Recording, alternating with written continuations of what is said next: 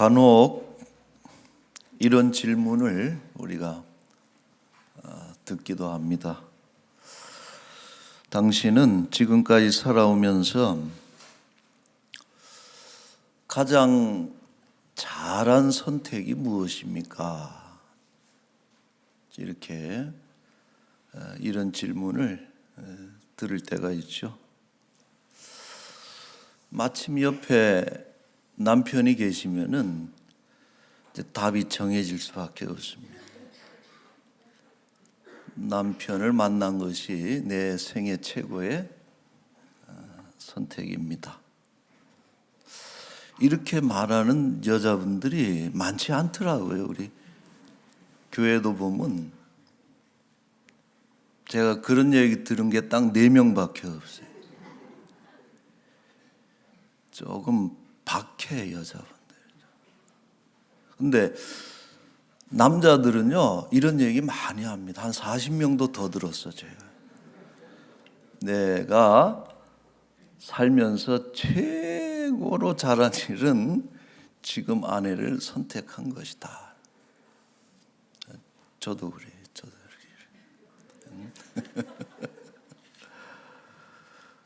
그래요. 그래서 뭐 평생 왼수라 그러고 어떻게 저 인간 만나서 이렇게 참 살았는지 이렇게 얘기하지 말고 최고의 선택입니다. 이렇게 말해야 돼요. 자, 농협의 은행장을 역임했던 어떤 분이 그 신입사원들과의 간담회에서 아마 이런 질문이 나왔나 봐요. 은행장님은 평생 그 가장 잘한 선택이 뭡니까? 그랬더니 이분이 첫째는 농협이라는 회사를 선택한 것이 최고의 결정입니다. 그랬어요. 그래서 신입사원들이 얼마나 뿌듯하겠어요. 평생을 그 직장을 사랑하고 또 섬기고 자부심을 가지고 있는 이런 말을 들었습니다. 그리고 이제 그분도 그래. 두 번째는 지금의 아내와 결혼한 것이 너무나 탁월한 선택입니다. 그래서 성공한 사람들의 대부분의 고백은 비슷한 것 같아요. 자, 어떤 분은 또 그런 얘기를 해요. 내가 60 넘어서 방송통신대학에 입학을 했는데 주변에서는 하나같이 늙어서 뭘 배워서 뭐하냐, 그 배워서 어디에 써먹냐, 배울 때가 다 배움도 때가 있다 이렇게 부정적이고 또 만류하는 그런 이야기들 해줬지만은 본인은 생각할 때 너무 행복했다. 그리고 뭐 어디 꼭 써먹는 게 아니라 이런 대학을 생활하면서 내 삶이 많이 달라져서 꼽는다면은 몇 개 안 되는 최고의 선택 중에 하나다. 이렇게 이야기를 합니다. 자, 여러분들에게 만약 그런 질문이 온다면은 어떤 답을 하시겠습니까? 오늘은 이 선택에 관한 이야기를 우리 잠시 해보고자 해요. 성경의 8번째 책입니다. 룻기는. 이 룻기는 좁게는 한 가정의 이야기이지만 그러나 보통 가정이 아니고 다윗 또 예수 그리스도 왕과 메시아로 이어지는 그런 특별한 가정의 이야기입니다.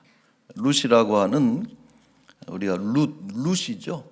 로스하고 또 헷갈려서 또 가끔 틀리시는 분도 있는데 롯은 남자고 룻은 여자고 그래서 룻이라고 하는 이방인 그리고 또 나옴이라고 하는 여성 한때 자기 삶에 대해서 나는 실패한 인생이다. 나는 루저다 하면서 자책하기도 했던 이런 여인인 나옴인데 이 룻과 나옴이 그러나 참 메시아의 위대한 어떤 계보를 이어가는 이런 그 사람들이 되죠. 그들의 그 결정과 선택에 대한 이야기가 이 룻기다, 이렇게 설명할 수 있어요. 자, 베들레헴에 엘리멜렉이라는 인물이 살았고, 이제 그의 아내가 나오미이고 아들은 말론과 기럧이라는 두 아들이 살았습니다. 여러분, 이 엘리멜렉이라고 하는 이름이 참 좋은 뜻을 가지고 있어요. 엘, 하나님이고 멜렉은 왕이라는 뜻인데, 하나님은 왕이시다. 어찌 보면은 사사기의 중요한 주제 아닙니까? 하나님의 왕권, 하나님의 다스림, 하나님이 나의 왕이다. 그래서 그 삶은 희락이라는, 나오미는 그 희락이라는 기쁨, 이런 뜻을 가진. 우리가 미국이라든지 서구 사회에 보면은 나오미라고 하는 이름을 지어주는 여성들이 참 많이 있는, 참 이쁜 이름이기도 합니다. 자, 어느 해 그 지역에 흉년이 들어요. 생계가 어려워지기 때문에 이 엘리멜렉은 가장으로서 중요한 선택을 하나 하게 되는데, 1절에 보면은 모압에 가서 거류했다 그랬어요. 우리가 역사를 보더라도 심각한 그 기근을 만나서 고향을 떠나는 역사들이 참 많이 있고, 또 성경에도 그런 기록들이 등장하는데, 이 엘리멜렉의 가정도 이제는 뭐 베들레헴에서는 굶어 죽겠다 싶어가지고 요단을 넘어서 모압으로 이주하겠다 하는 선택을 하게 되는데, 자, 그러나 엘리멜렉의 이러한 선택은 매우 안타까운 비참한 결과로 귀착이 됩니다. 10년이 흐르고 난 뒤에 이 가정에는 남자가 다 죽게 됩니다. 엘리멜렉도 죽고 말론과 기럧도 죽고 나오미와 또 두 며느리만 남게 됩니다. 자, 나오미는 이에 대해서 너무나 괴로워하죠. 괴로워하면서 그것이 잘못된 선택이었다. 하나님께서 우리를 저주하셨고 나를 치셨다 하는 그런 그 자조를 하게 되죠. 13절에 보시면 이런 표현이 있습니다. 여호와의 손이 나를 쳤다 그랬어요. 베들레헴에서 모압으로 옮겨온 이방인의 땅, 우상의 땅으로 옮겨온 것에 대해서 하나님께서 징계하셨다. 마음이 아프다. 이런 고백을 합니다. 자, 그리고서 고향으로 돌아갈 것을 결심을 하게 됩니다. 자, 그런데 막상 돌아가려니 마음이 무거워요. 무엇보다도 고향 사람들이 자신을 어찌 볼 것인지, 살아서 4명이 살아보고자 나갔는데 돌아온 거는 1명만 돌아왔다. 도대체 다 남편이고 자식이고 잡아먹었느냐, 이렇게 수군거리면서 냉대할 그런 고향 사람들의 얼굴을 떠올리니까 쉽지가 않죠. 여러분, 우리가 때로 중요한 결정을 할 때 이런 요소들이 작용을 해요. 분명히 이 길로 가야 되고 돌아가야 되고 그 길이 맞는 길인데, 어떤 타인의 평가라든지 그 타인의 시선을 고려할 때가 많고, 그래서 내가 참 그런 손가락질 당하고 그런 욕을 먹을 바에야 이름 없이 이렇게 비참하게 죽어갈지라도 여기 있는 게 낫겠다 하고서 주저앉는 그런 경우도 있는 것이죠. 자, 그러나 나오미는 돌아가기로 결정을 했는데, 이것은 참 그나마 만시지탄이라 그러죠. 늦기는 했지만은 옳은 그런 결정이었고, 또 있어야 될 곳, 또 가야 될 곳으로 돌아가는 것은 언제라도 늦는 법이 없다 하는 것을 우리가 알게 됩니다. 자, 그런데 이 나오미의 또 하나의 고민이 뭐냐 하면은 모압 땅에서 얻은 두 며느리의 거취입니다. 함께 데려가자니 마땅하지가 않는 거예요. 남편도 없죠. 자식도 없어요. 근데 홀시어머니인데 같이 데리고, 그들에게는 이국 땅 아닙니까? 모압 땅이 오히려 고향이고 베들레헴은 또다시 그들에게는 나그네고 낯선 이방 땅이 되는 것이죠. 그래서 그들에게 권합니다. 여기서 재혼해서 살아라.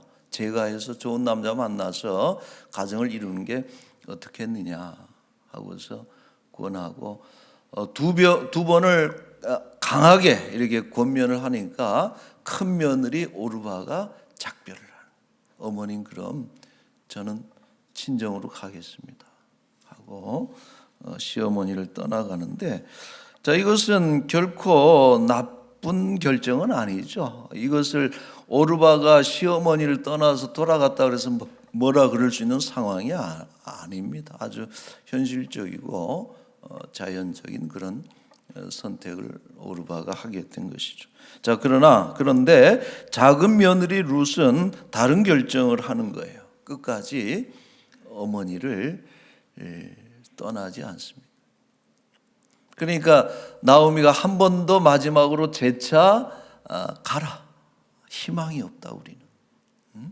돌아가 본들 농사 지어서 곡식이 나올 그런 땅이나 재산이 있는 것도 아니고, 또 나와 같이 돌아가서 네 인생이 희망이 없다.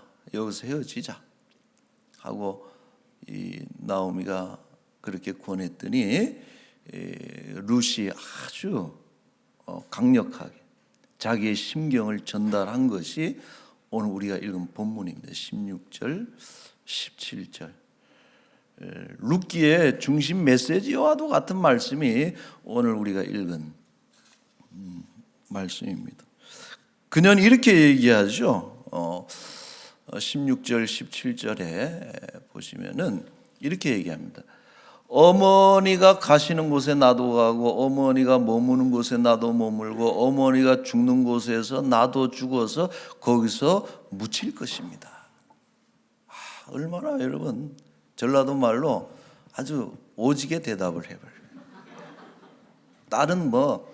다른 어떤 거기에 대한 반박하고 이렇게 덧붙일 말이 없을 정도로 딱 부러지게, 어머니가 가는 곳에 나도 가고 어머니가 머무는 곳에 나도 머물고 어머니가 죽으면 나도 거기서 죽고 내가 거기서 묻힐 것이니 나를 돌아가라는 말은 일치하지 마세요.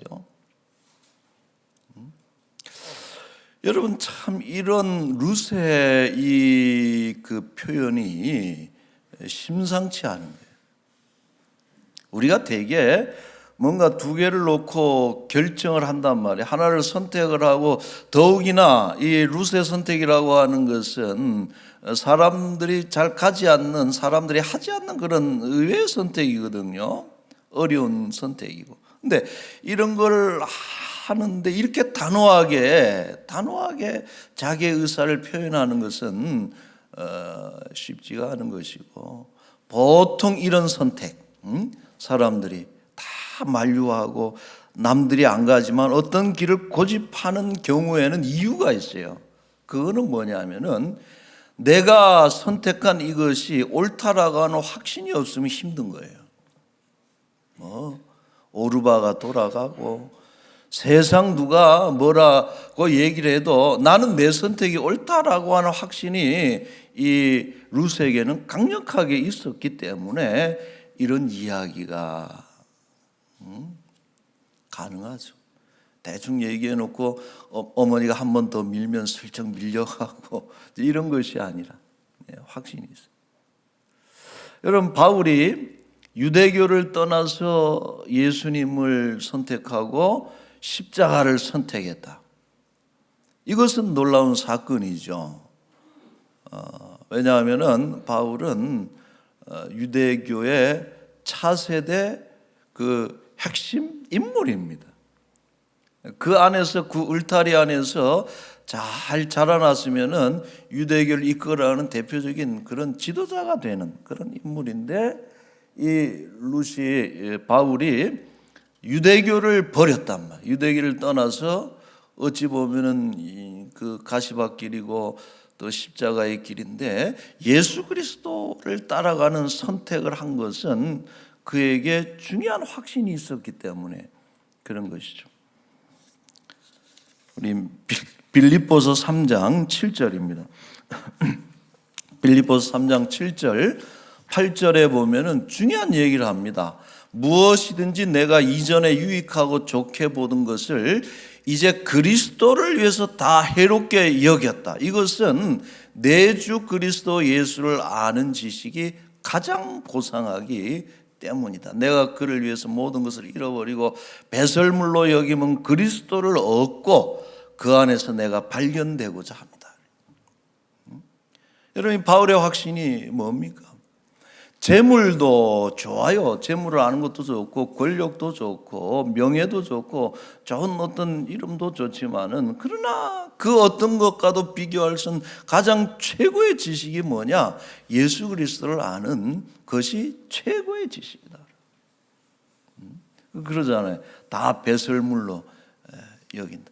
이제 후로는 내가 예수 그리스도와 그의 십자가 외에는 다른 것을 알지 않기로 결심한다. 여러분, 이것이 위대한 바울의 그 인생을, 그 사람의 어떤 돌이켜서 살아갔던 그 인생을 그 설명하는 매우 중요한 포인트예요. 왜 그가 갑자기 이렇게 돌이켰을까? 그리고 나서 한치의 주저함이 없이 옆으로 뒤로 돌아봄도 없이 앞으로 그 길을 진력해서 나아갔던 단 한 가지 확신, 예수님을 알고 예수님을 따르는 것이야말로 가장 가치 있는 일이다. 여러분, 이런 확신이 있을 때에 우리가 예수님을 선택하는데 주저하지 않는 것이죠. 자, 그렇다면 룻이 그런 선택을 하게 된 데는 어떤 확신이 있었을까? 두 가지를 우리가 한번 추정을 해보는데, 첫째는 이것은 도덕적 결단입니다. 어떤 확신에 근거해 있는 거 아니? 늙은 시어머니를 버리는 것은 옳지 않다. 이거는 매우 중요한 그녀가 가지고 있었던 도덕적인 양심이에요. 늙은 시어머니를 떠나서 가는 것은 옳지 않다. 17절에 이런 얘기를 하죠. 그래서 내가 죽는 일 외에 어머니를 떠나면 여호와께서 내게 벌을 내리시기를 원한다.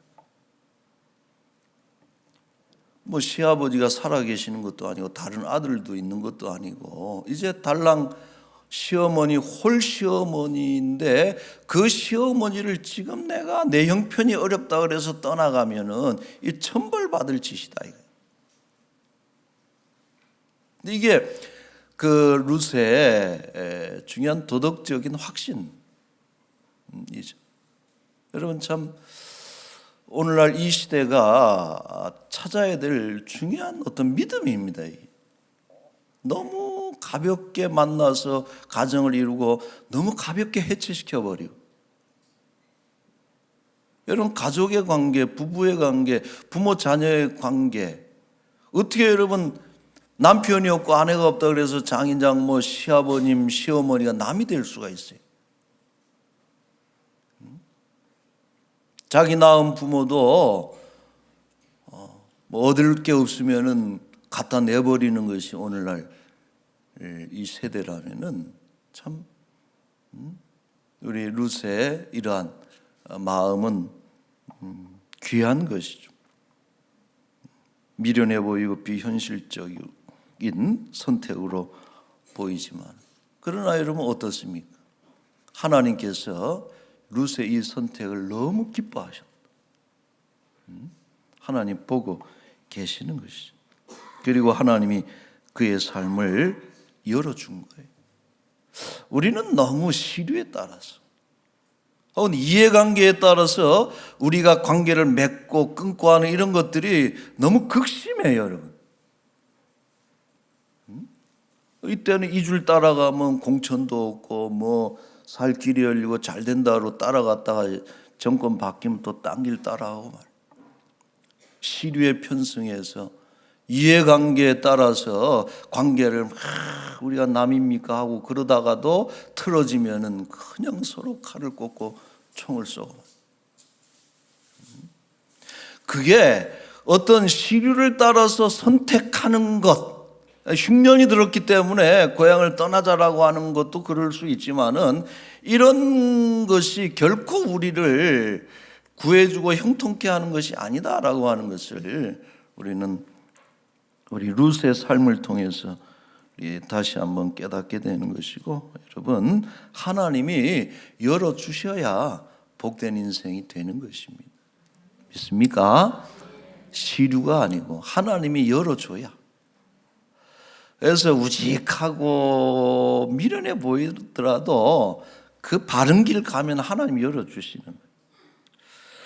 자, 두 번째, 이것은 신앙적 결단입니다. 그녀는 이렇게 고백을 했어요. 16절 말씀에 어머니의 하나님이 나의 하나님이 되시리니. 자, 이것은 어떤 거예요? 어머니의 하나님은 옳다는 확신을 가진 거예요.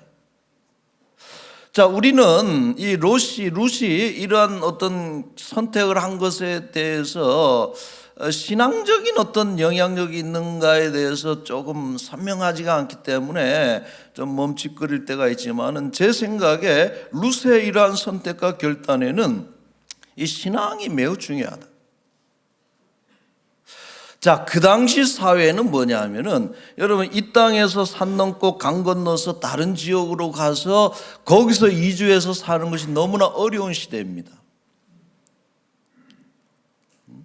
그리고 이러한 그 근거지를 옮겨가는 것을 가장 그 어렵게 만드는 장애물의 최고가 뭐냐 하면은 그건 종교적 경계라는 거예요. 그게 사람들이 두려운 거예요.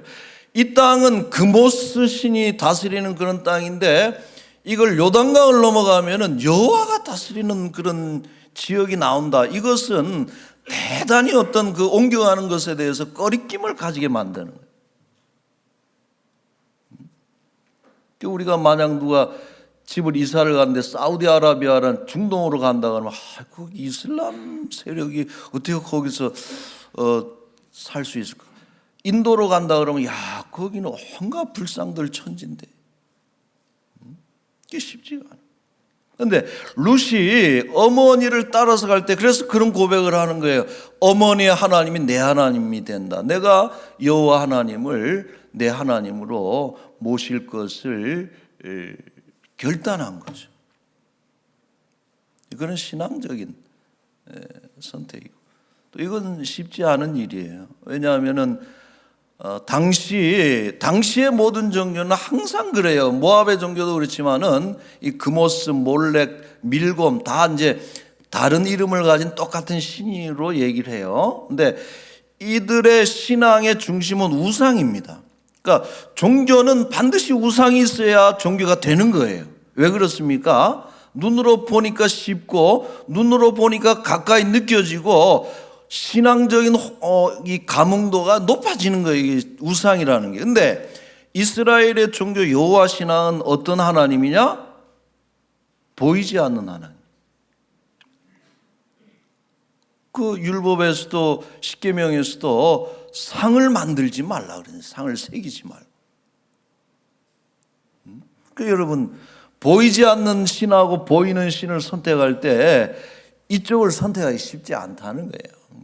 그런 면에서 이 나오미의 어떤 영적인, 우리가 이제 추측하기로는 비록 베들레헴을 떠나왔지만은 이방인의 땅이지만은 그곳에서 하나님의 율법을 지키면서 또 절기를 지키고 안식일을 지키고 이런 어떤 그들의 신앙적인 모습이 이 룻에게는 상당히 감화력이 있었을 것이다. 이런 추측을 해보는 것이죠. 자, 어쨌든 이 놀라운 것은 룻은 그 선택을 통해서 그의 인생이 회복되고 열리게 되는 것을 보게 됩니다. 그야말로 회복되고 부흥의 인생의 부흥을 경험을 하게 되는 것이죠. 베들레헴으로 돌아온 룻은 시어머니를 봉양하면서 뭐 특별히 직업이 있는 것도 아니고 농사를 짓는 것도 아니고 남들이 추수하면은 떨어뜨린 그 이삭 그걸 주워오는, 뭐 가난하다 그러지만은 사실은 뭐 거지와 같은, 이제 이런 어떤 그런 삶을 살았지만은 그래도 변함없이 시어머니를 잘 봉양하고 또 그 믿음 생활을 열심히 할 때 하나님께서 그녀의 길을 열어 주시잖아요. 그 선택을 통해서 정말 귀한 남자를 만나게 해주잖아요. 보아스라고 하는 베들레헴의 유력자요, 또 아주 인격적이고 따스한 면모를 가진 이 보아스와 결혼하게 되고, 더 나아가서 오벳이라는 아들을, 모압에서는 10여 년 세월 동안 한 명도 낳지를 못했지만은 이 보아스를 만나서 오벳이라고 하는 그런 아들을 낳게 됩니다. 그러니까 손주를 이 품에 안고서 나오미가 얼마나 행복했어요. 이제 내 이름을 나오미라고 하지 말고 마라로 불러라. 희락이란 뜻이고 기쁨이란 뜻인데 내게 어울리지 않다. 마라로 불러라. 쓴물이라. 내 인생은 실패했다. 그렇게 자괴감에 자책하던 그 인생이 나오미였는데 이제 그 오벳이라고는 손주를 안고서 너무 행복해. 희락을 회복하고 온 가정이 회복돼. 자, 4장 17절은 이렇게 이제 룻기가 사실 끝나가고 있어요. 17절에 보면은 이웃 여인들이 그에게 이름을 지어주되 나오미에게 아들이 태어났다. 그의 이름을 오벳이라 하였는데 그는 다윗의 아버지인 이새의 아버지였더라. 여러분 어때요? 족보를 보니까 다윗이 등장하는데 룻은 다윗의 무슨 할머니가 됩니까? 촌수를 보면 증조 할머니, 증조모가 되는 거예요. 그래서 다윗의 아버지가 이새고 이새의 아버지가 오벳이고 오벳의 엄마가 룻이고, 그러니까 이제 증조 할머니가 되고 메시아의 계보에 떡하니, 안 그랬으면은 저 어둠의 역사 속에 그냥 사라져 버렸을 텐데 그의 선택, 아름다운 그 선택이 그 족보에 들어가게 된 것이죠. 자, 결론입니다. 우리가 살면서 가장 잘한 선택은 여러 가지가 있겠지만은 여러분 무엇보다도 하나님을 선택한 것이 최고의 선택인 줄로 믿습니다. 동의하십니까? 물론 하나님이 먼저 우리를 선택하셨죠. 선택하셨지만 우리가 그 하나님의 손을 잡고 또 믿음의 길을 선택한 것이 참 잘한 일이었다, 이런 생각이 들고, 내가 참 저 인간을, 저 화상을 왜 만나서 지금 내가 이 모양 이 꼴이다 이렇게 얘기하는 분들은 제가 좀 많이 봤는데, 예를 들어서 예수님 만나서 내가 후회한다는 분은 한 번도 본 적이 없어요. 그게 되게 신기해. 여러분 봤어요? 물론 어딘가에 있을 수도 있지만은 저는 그런 말을 들어본 적이 없어요. 때로는 인생의 흉년을 만나서 다 잃어버리고 재산 잃어버리고 건강 잃어버리고 인생에 그런 흉년이 온다 할지라도 여러분 하나님이 나의 하나님이 되신 것, 이것이야말로 우리가 포기할 수 없는 가장 잘한 것이고 최고의 베스트 초이스, 최고의 선택인 줄로 압니다. 여러분 바라기는 앞으로 살아가시면서 이 선택을 절대 선택하지 흔들리지 말고 끝까지 지키고 꼭 기억하십시오. 삶의 중요한 순간이나 기로에 설 때마다 항상 이걸 기억해야 돼요. 뭐냐면은 하나님을 선택하는 것은 늘 언제나 옳다라고 하는, 여러분 믿습니까? 하나님을 선택하는 것은 항상 옳은 일입니다. 루카같이 지혜롭고 복된 우리 성도들로 살아가시기를 축원합니다. 아멘. 우리 복음송 같이 한번 합시다. 우리 같이 노래하고 찬송하고 기도했으면 좋겠어요.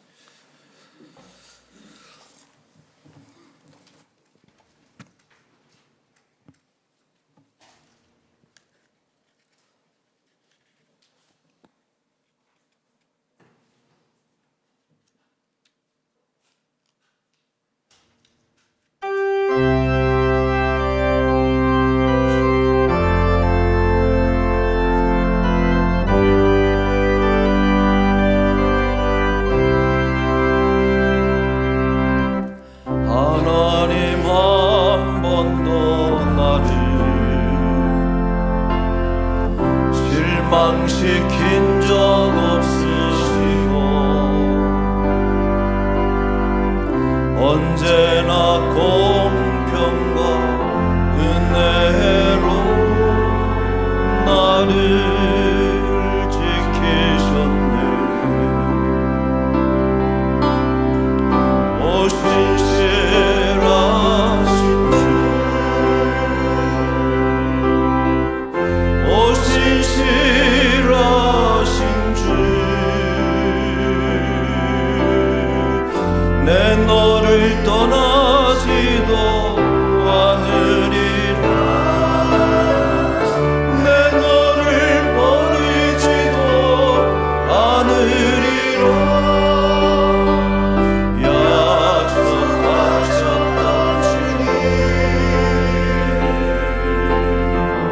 그 약속을 지키사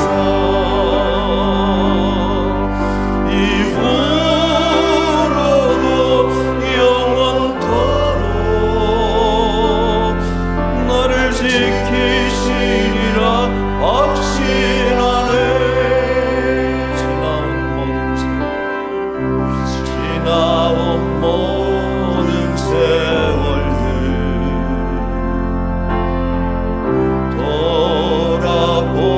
돌아보아도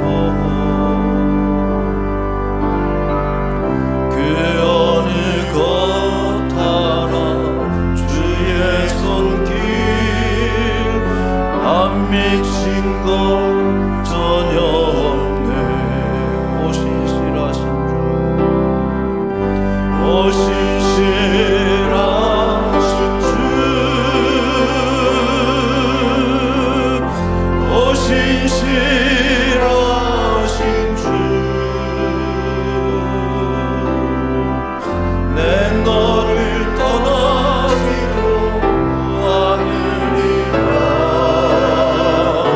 내 너를 버리지도 않으리라. 약속하셨던 주님, 그 약속을 지키사 이후로도 영원토록 나를 지키시리라 확신하네.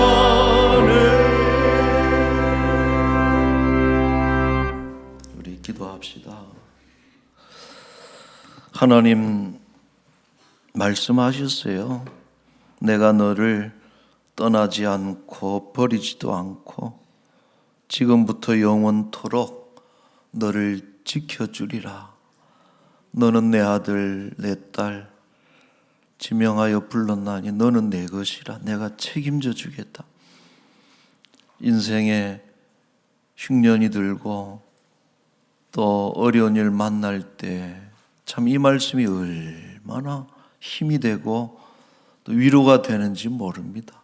여러분, 세상 사람 다 떠나가도 하나님이 나를 책임지시고 떠나지 않고 지켜주시마 약속하셨습니다.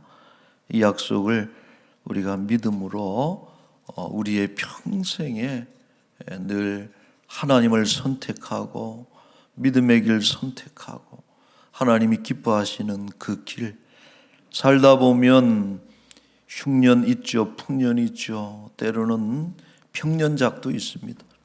올라갈 때 있지만 내려갈 때도 있습니다. 그러나 우리가 하나님을 떠나지 않는 것, 끝까지 믿음으로 살면 힘들어도 때로는 피할 길 주시고 조금만 견디면은 복된 그런 삶을 우리에게 허락해 주시는 분이 우리 좋으신 하나님인 줄로 믿습니다. 오늘도 이 하나님을 의지하는 그런 기도, 믿음의 고백 우리 함께 잠깐 같이 했으면 좋겠습니다. 기도하겠습니다. 거룩하신 우리 하나님 아버지, 아버지 하나님 감사합니다. 주여, 아버지 늘 평탄하고 또 늘 풍요롭고 또 고난 고통 없이 살면 얼마나 좋겠습니까? 그러나 때로 원치 않은 인생의 풍랑과 풍파가 우리 앞을 닥쳐와서 병에 걸리기도 하고 또 가난해지기도 하고 또 어려운 고난의 길을 우리가 걸어갈 때도 있지만은 내가 너를 떠나지 않을 것이다, 버리지 않을 것이다, 이후로부터 영원토록 너를 지키리라 약속하시는 하나님 그 음성을 우리가 늘 기억함으로 인해서 믿음의 길을 절대 포기하지 않는 아버지 귀한 믿음의 사람들 또 하나님의 귀한 자녀들 백성들 될 수 있도록 주님 인도하여 주시옵소서. 전능하신 하나님, 자비하신 우리 아버지, 우리는 못돼서 시류를 따라 때로 이해관계를 따라서 왔다 갔다 할 때가 많지만 우리 하나님 만세전에 우리를 택정하셨고 신실하신 하나님, 어떤 경우에도 떠나지 않고 버리지 않고 우리를 지켜주시는 귀하신 하나님이신 줄로 믿습니다. 아버지, 우리도 이 땅에 살아가는 동안에 혹 원치 않는 어려움, 고난, 또 역경이 닥쳐온다 할지라도 끝까지 하나님 버리지 않고 하나님 떠나지 않고 믿음의 길을 끝까지 걸어가는 믿음의 사람들, 믿음의 승리자들이 되게 하여 주옵소서. 아버지, 이 한 주간도 우리와 동행하시고 우리 복된 나라 대한민국 망할 길 찾는 나라 되지 않고 망하는 일에 서로 열심을 내는 어리석은 그런 지도자들이 아니고 하나님을 섬기며 또 진리의 길, 공평의 길, 정의의 길을 바른 길 걸어가는 일에 이 땅의 지도자들이 또 정치적인 생명을 걸 수 있도록 하는 이 땅이 하나님 바르게 갈 수 있도록 인도하여 주옵소서. 지금 튀르키예 시리아 지진, 또 우크라이나 전쟁, 또 여러 가지 재난들이 끊이지 않는 마지막 날을 우리가 살아가고 있습니다. 하나님께서 불쌍히 여기시고 선한 손길로 하나님 도와주셔서 빨리 어려움에서 벗어날 수 있도록 주여 은혜를 베풀어 주옵소서. 지금 우리 청년들이 수련회 하고 있습니다. 우리 다음 세대, 우리 교회 다음 모습입니다. 우리 청년들이 새롭게 세워지고 은혜 받고 충만해서 우리 람원교회 이끌어가기에 부족함이 없는 그런 힘 있는 일꾼들로 하나님 세워 주옵소서. 감사합니다. 한 주간도 우리와 동행하시기를 소망하며 예수님의 이름으로 기도하옵나이다.